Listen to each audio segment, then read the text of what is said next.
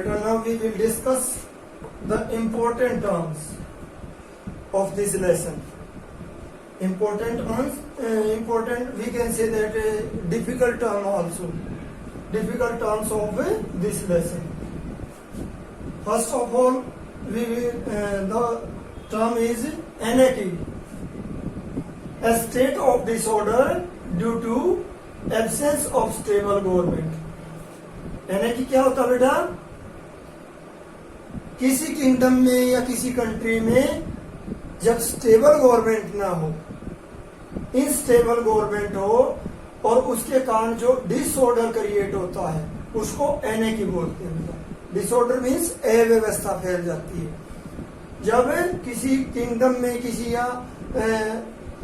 किसी कंट्री में गवर्नमेंट बार बार बदलती है और गिर जाती है तो उसके कारण जो डिसऑर्डर होता है उसको एनर्की बोलते हैं। Lineage, the descendants of A common ancestor, किसी एक पूर्वज के जो डिसेंडेंट होते हैं उसके जो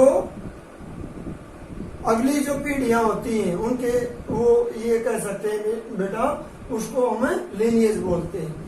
जो डिसेंडेंट उसके जो फॉलोवर होते हैं एक एंसेस्टर के, उसके बाद में आने वाली पीढ़ियों के को हमें लीनिएज बोलते हैं। Primogeniture, practice by which the first born child occupies the throne. ये प्राइमोजेनिचर एक ऐसी प्रैक्टिस होती है बेटा जो रूलर, जो मोनार्क वगैरह पहले सभी अपनाते थे, जिसमें जो रूलर का जो पहला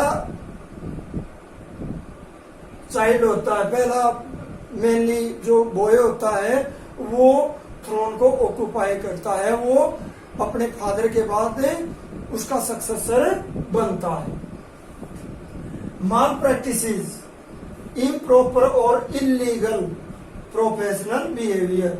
माल प्रैक्टिसेस क्या होती है बेटा? इम्प्रॉपर, इलीगल, गैर कानूनी या जो गलत प्रोफेशनल बिहेवियर है उसको हम माल प्रैक्टिस बोलते हैं।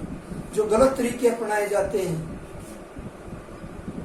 किसी काम को करने के लिए उसको माल प्रैक्टिस बोलते हैं। मैट्रिमोनियल, रिलेटेड टू मैरिज और मैरिड पीपल।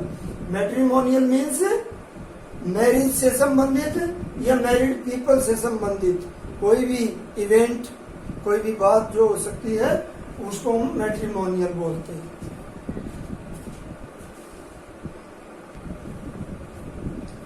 बेटा next term is Jagir.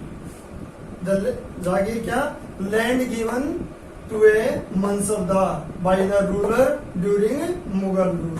Mughal rule के दौरान एक रूलर के द्वारा मनसबदार को जो लैंड असाइनमेंट दिया जाता था उसको जागीर कहा जाता था, जिससे मनसबदार रेवेन्यू कलेक्शन करता था और उस रेवेन्यू से रूलर के लिए आर्मी मेंटेन करता था और कैवेलरी मैन जो घुड़सवार, जो हॉर्सेस वगैरह उनको अरेंज करता था और अपनी सैलरी उसी से एक्सट्रैक्ट करता था, उसी रेवेन्यू से। Okay. Deen A Ilahi, Deen A Ilahi means religion of God. इसका ये मतलब, दीन ए इलाही का मतलब होता है बेटा religion of God. This was a new system of religion started by Akbar. ये अकबर के द्वारा स्टार्ट किया गया एक नया सिस्टम था बेटा, रिलीजन का नया सिस्टम था। It was based on the teachings and beliefs of all major religions. और ये जो सिस्टम था ये सभी जो मेजर रिलीजन है होते, जो सभी मेजर रिलीजन थे और या फिर जो बिलीफ थे, विश्वास थे लोगों के, उन पर और उनकी जो टीचिंग्स थी उन पर बेस्ड था ये दीन इलाही, रिलीजन ऑफ गॉड।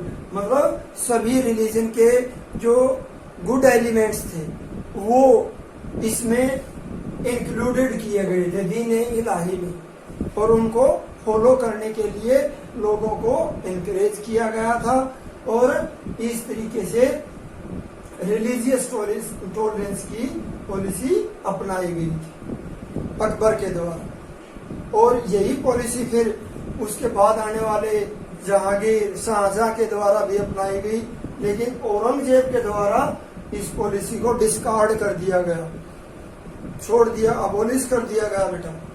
ओके।